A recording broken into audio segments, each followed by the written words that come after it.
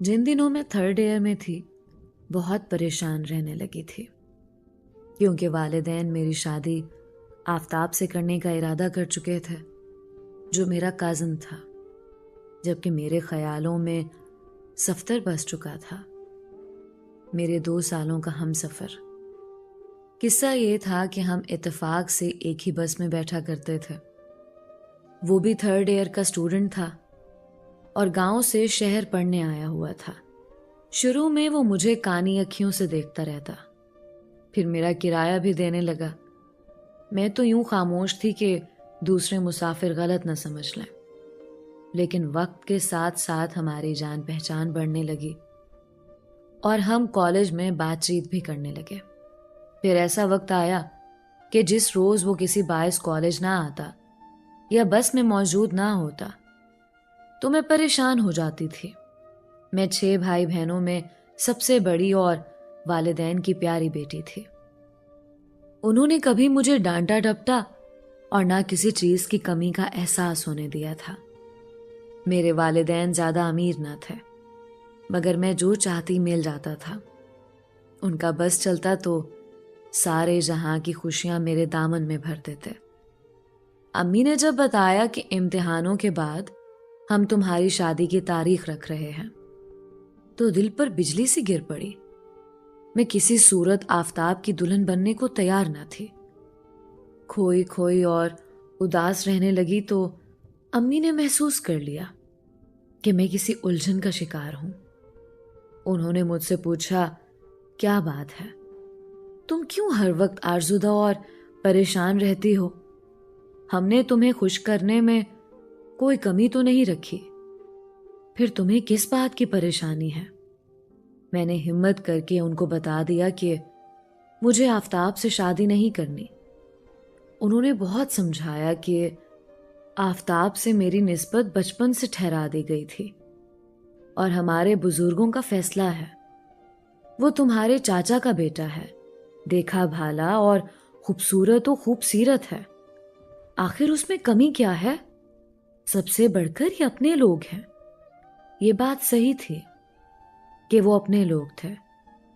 मेरे वालिद और चाचा में बेहद प्यार था और चची भी हम पर वारी सदके होती थीं।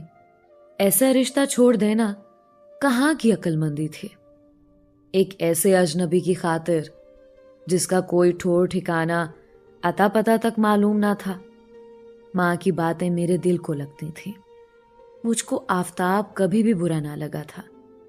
वो इंजीनियर बन रहा था, उसका मुस्तकबिल रोशन था, घराना भी मालदार था, मगर बुरा हो दिल की लगी का। अपने आन आदर्शों का क्या करते, जो उस वक्त सुनहरे ख्वाब बनकर मुझे भटका रहे थे। गर्चे उन सुनहरे ख्वाबों की हकीकत उस जमाने में महज सराबों की सी थी। ताहम मुझे इस बात का इल्म कहाँ था कि हकीकी जिंदगी में ख्वाबों की कोई हैसियत नहीं होती।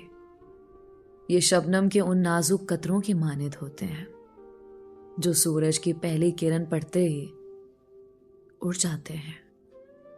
ये कुदरती बात है कि जब जुदाई पड़ने वाली हो या जुदाई की बातें होने लगे, किसी की मोहब्बत जो दिल दुखा रही होती है और भी बढ़ जाती है।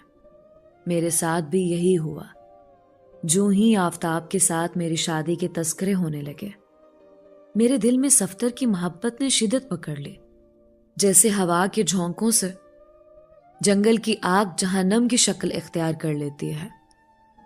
सफ्तर ने मुझे कभी मुखातिब करने की कोशिश नहीं की थी। उसकी शराफत ही तो मुझे उसके करीब ले गई थी, और फिर उन तिश्ना मुलाकातों ने हमारे दिलों में खूबसूरत जज्बों को जन्म दे दिया। अब मैं सफ्तर से इसरार करने लगी कि वो अपने वालिदैन को लेकर हमारे घर आए, जबकि वो कहता था कि वो अभी अपने वालिदैन को राजी नहीं कर सका है। ताहम उसने मुझे कई बार तसल्ली दी कि दुनिया चाहे इधर की उधर हो जाए, मैं तुमसे कभी बेवफाई ना करूंगा। माँ बाप को छोड़ना पड़ा तो छोड़ दूंगा, हर हाल में शादी तुम ही से करूंगा। मैं सफ्तर को अपना समझकर इंतजार में दिन गुजारने लगी। اور گھر میں ایسے حالات پیدا کر دیے کہ ماں کو چچا اور چچی سے انکار کرتے ہی بنی۔ انہیں بہت دکھ ہوا، مگر کیا ہو سکتا تھا؟ جب میں ہی راضی نہ تھی تو وہ اپنے بیٹے کی شادی زبردستی مجھ سے کیسے کرتے؟ کہ آخر ان کو بھی تو خوشیوں کا سوال تھا، اور میرے والدین بھی مجھے ہر حال میں خوش دیکھنا چاہتے تھے۔ صفدر نے مجھے کہا تھا کہ میں اس دن تمہارا ہاتھ مانگنے آؤں گا جب پڑھ لکھ کر خود کسی قابل ہو جاؤں گا۔ دن، ہفتے، مہینے اسی طرح گزرتے گئے۔ صفدر کا گھر گاؤں میں تھا۔ وہ اپنے چچا کے پاس تعلیم حاصل کرنے شہر آیا ہوا تھا۔ اس نے کالج کی تعلیم مکمل کر لی اور یونیورسٹی میں داخلہ لے لیا۔ میں بھی گریجویشن مکمل کر کے گھر بیٹھ گئی۔ آفتاب کی شادی ہو گئی۔ مجھ کو ذرا سا بھی قلق نہ ہوا، بلکہ خوشی ہوئی کہ اس کا گھر تو بس گیا، جبکہ مجھے صفدر کا انتظار تھا کہ آج نہیں تو کل وہ مجھ کو بیانے ضرور آئے گا۔ اس دوران میری چھوٹی بہن کی شادی بھی ہو گئی۔ صفدر اکثر اپنے گاؤں جاتا اور 2-3 دن بعد ہی لوٹ آتا تھا۔ میں بھی سلائی کا کورس کرنے کے بہانے گھر سے نکلتی اور اسے باہر مل لیا کرتی۔ ایک دن اس نے کہا، طیبہ، میری بہن کی شادی ہے، اس لیے اس بار گاؤں جاؤں گا تو کچھ دن لگ جائیں گے۔ میں بولی، اگر بہت دن کے لیے جا رہے ہو تو پھر مت ہی جاؤ۔ وہ بولا، اچھا ٹھیک ہے، نہیں جاتا، والد صاحب سے کوئی نہ کوئی بہانہ کر دوں گا۔ تبھی میں نے سوچا کہ میں کتنی خود غرض ہوں، صفدر کو اس کی بہن کی شادی پر جانے سے روک رہی ہوں۔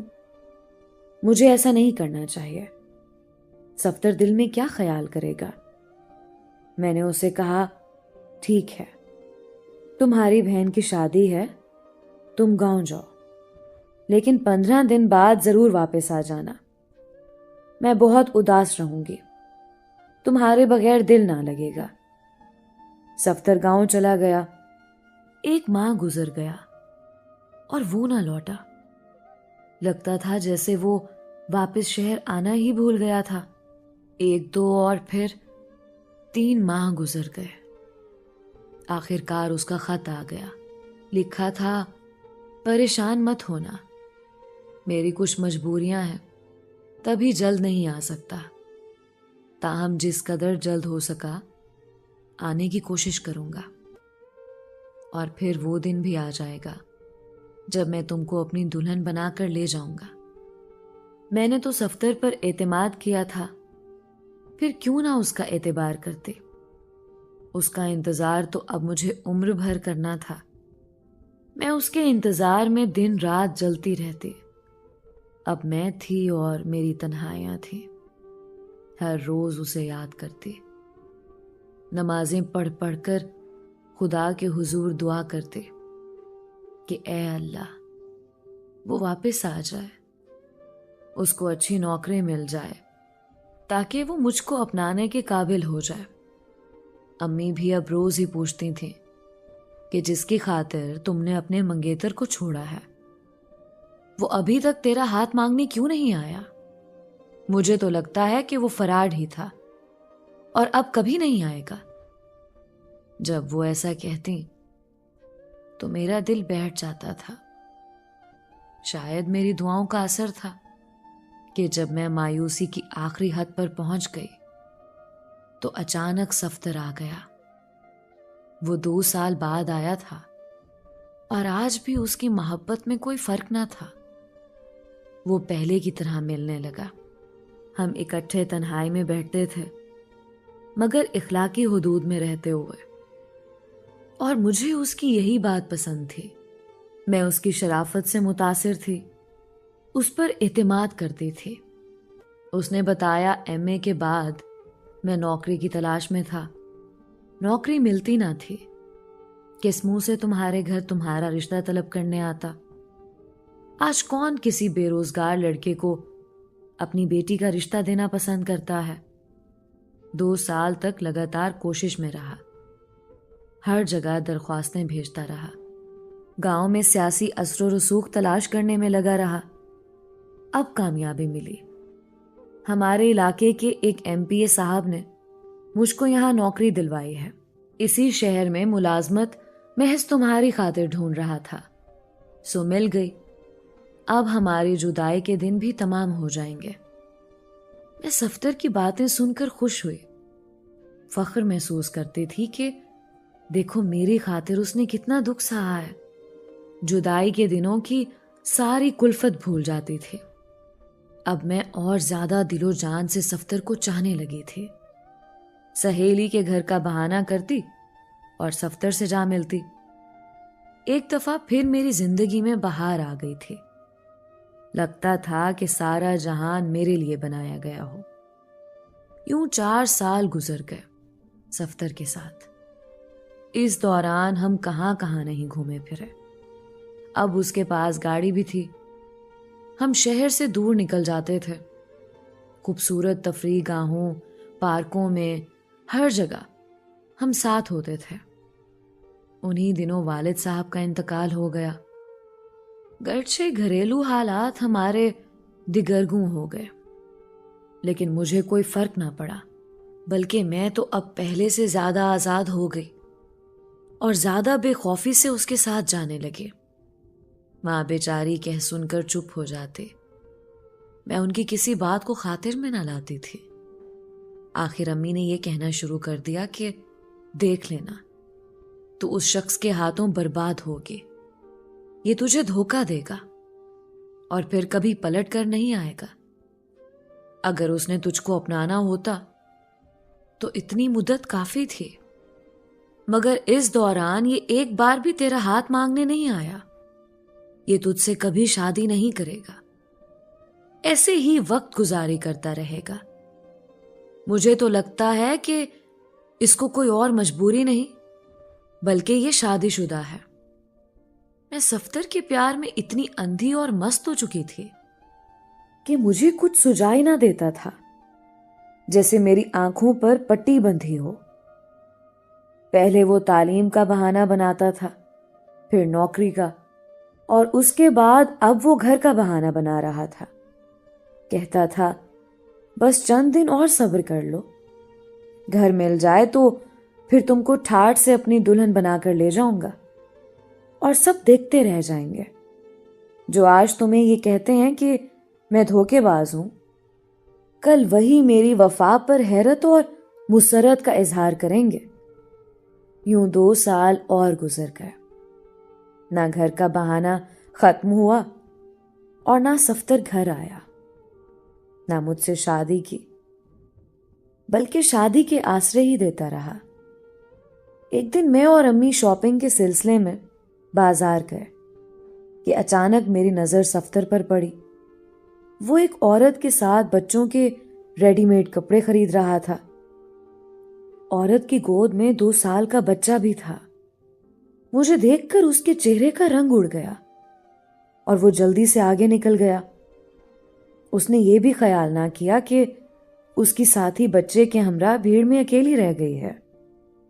امی تو اس کو پہچانتی نہ تھیں، لیکن میری نظریں کیسے دھوکہ کھا سکتی تھیں؟ گھر آئی تو گمسم تھی، دل ویران سا، دماغ معاف، کچھ سمجھ میں نہیں آ رہا تھا۔ ذہن اس بات کو تسلیم کرنے پر تیار ہی نہ تھا۔ وہ عورت جو اس کے ہمراہ تھی، اس کی بیوی ہوگی؟ اگر بیوی نہ تھی تو پھر کون تھی؟ اس سوال کا جواب تو صرف صفدر ہی دے سکتا تھا۔ میں صفدر سے ملی تو وہ ذرا بھی خجل اور پریشان نہ تھا۔ کہنے لگا اس دن میری بھابھی میرے ساتھ تھی، اس لیے تم سے بات کرنا مناسب نہیں سمجھا۔ دراصل ویزے کے چکر میں بھائی اسلام آباد گیا ہوا ہے، یہ لوگ باہر ملک جا رہے ہیں۔ بھابھی نے کچھ شاپنگ کرنی تھی، ان لوگوں کے پاس وقت بہت کم رہ گیا ہے۔ غرض صفدر نے ایسی باتیں اس یقین کے ساتھ کی کہ میں مزید کوئی سوال نہ کر سکے۔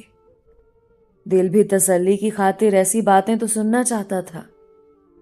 اگر ایسی باتیں نہ سنتی تو پھر میرے دامن میں کیا رہ جاتا؟ کچھ دن تک صفدر آفس نہ آیا.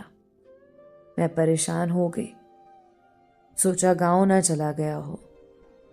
جب وہ گاؤں جاتا تو مجھے ضرور بتا کر جاتا تھا.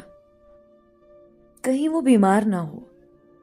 یہ خیال آتے ہی میں گھبرا گئی، اور جب مجھ سے ضبط نہ ہو سکا تو اس کے دفتر چلی گئی. صفدر کا یہ اصول تھا کہ مجھے ایک خاص جگہ سے پک کیا کرتا تھا.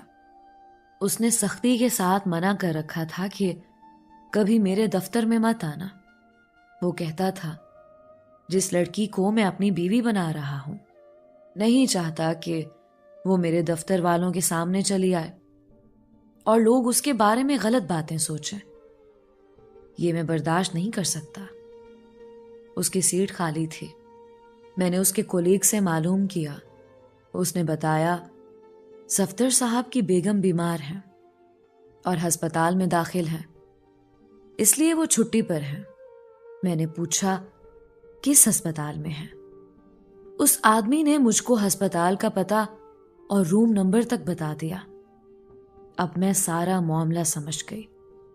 اس دن جو عورت صفدر کے ساتھ بازار میں شاپنگ کر رہی تھی وہ صفدر کے بھائی کی بیوی نہیں، خود اس کی بیوی تھی.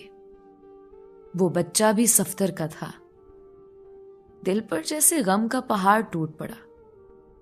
مجھے اپنے چاروں طرف اندھیرا ہی اندھیرا نظر آنے لگا.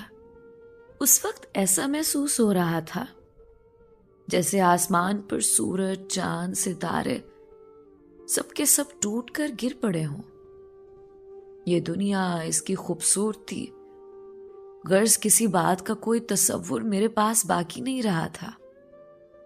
لڑکھڑاتے قدموں سے گھر آ کر بستر پر گر گئی. میں نے اپنا کمرہ بند کر لیا اور بے تحاشا روتی رہی، یہاں تک کہ آنکھوں کے سارے آنسو خشک ہو گئے اور میرا تکیہ بھیگ گیا. اتنے برسوں بعد آج میرے یقین کو کس بری طرح سے شکست ہوئی تھی. کسی کے ساتھ دھوکے بازی بھی ساری عمر تو نہیں ہو سکتے. ہر بات کی ایک حد ہوتی ہے. پھر خدا خود پردے فاش کر دیتا ہے اور دھوکہ دینے والوں کو معصوم لوگوں پر ظاہر کر دیتا ہے. آج میری زندگی کی بہار لٹ گئی تھی. جو محل میں نے تعمیر کیے تھے وہ کتنے ناپائیدار تھے. میری 9 برس کی محبت بھی کوئی رنگ نہ لائی. میں پھر بھی صفدر سے ملنے گئی. مجھ کو تو ملنا ہی تھا اپنی کہانی کو آخری انجام تک پہنچانے کے لیے. آج بھی موسم بہت حسین تھا مگر مجھ کو بالکل اچھا نہ لگ رہا تھا. نہ ہی اس کی خوشگواری محسوس ہو رہی تھی. باغ میں کھڑی 1 گھنٹے سے اس کا انتظار کر رہی تھی. میں نے اس کے دفتر فون کیا تھا تو اس نے کہا تھا کہ ابھی آ رہا ہوں، اور آتے آتے بھی اس نے 1 گھنٹہ لگا دیا. میں تو پہلے ہی سوختہ جان تھی، جلی بھنی کھڑی تھی. اوپر سے وہ دیر لگا رہا تھا. سوچا آج اس سے آخری بار لڑوں گی اور ہمیشہ کے لیے جدا ہو جاؤں گی. وہ آیا تو مجھ سے زیادہ پریشان. اس کے چہرے پر ہوائیں اڑ رہی تھیں. آتے ہی کہنے لگا یہ لڑنے کا وقت نہیں ہے. میری بیوی سخت بیمار ہے، موت و زیست کی کشمکش میں گرفتار ہے. تم دعا کرو کہ وہ بچ جائے ورنہ میرے دونوں بچے برباد ہو جائیں گے. یہ کہہ کر وہ بچوں کی طرح رونے لگا. پہلی بار مجھ پر انکشاف ہوا کہ وہ اپنی بیوی سے کتنی محبت کرتا ہے. اف میرے خدا، یہ آج تو نے اس کا کون سا روپ مجھے دکھایا ہے. آج یہ شخص کتنا بدلا ہوا تھا. اس کو میرا کوئی خیال ہی نہ تھا. اپنے گھر کی بربادی کے خوف سے، اپنے بچوں کے دکھوں کے خیال سے वो रो रहा था और लगातार रोए जा रहा था। उसे मेरे कष्ट, इतने सालों की तपस्या, मेरे इतने बरसों के इंतजार का जरा सा भी मलाल ना था। वो अपना दुख रो रहा था और मैं ये सोचकर हैरान थी कि ये कितना संगदिल और खुदगर्ज इंसान है। अगर इसे अपनी बीवी से इतनी मोहब्बत है तो इसने इतने लंबे अरसे तक मुझसे मोहब्बत का नाटक क्यों किया? क्यों मुझे इस बेदर्दी से, इस इंतजार की आग में जलाता रहा, झूठ पर झूठ बोलता रहा, मुझसे नाता जोड़ा और ना तोड़ा? आखिर ये सब क्यों और किस लिए? अगर ये मोड़ ना आता तो क्या ये मुझे यूं ही उम्र भर अपने फरेब के जाल में फंसाए रखता? ये कितने कड़वे और कठिन सवाल थे। और वो था कि मेरी हालत पर एक नजर डालने का रवादार न था, बल्कि मेरी जानिब रहम तलब निगाहों से देखे जाता था, जैसे मैं आगे बढ़कर उसको गले लगाकर उसके आंसू पोंछ लूंगी। वो तो इतना भी ना कह रहा था कि मुझको माफ कर दो तैयबा, मुझसे गलती हो गई है, मैंने तुमसे झूठ बोला था।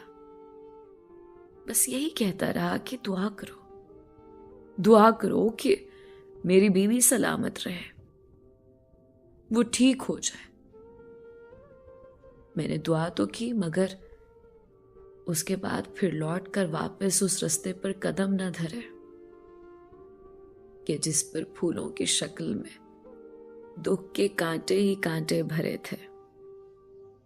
अगर उस दम मेरी मां का कंधा मुझे मयस्सर ना आता तो मैं मर चुकी होती।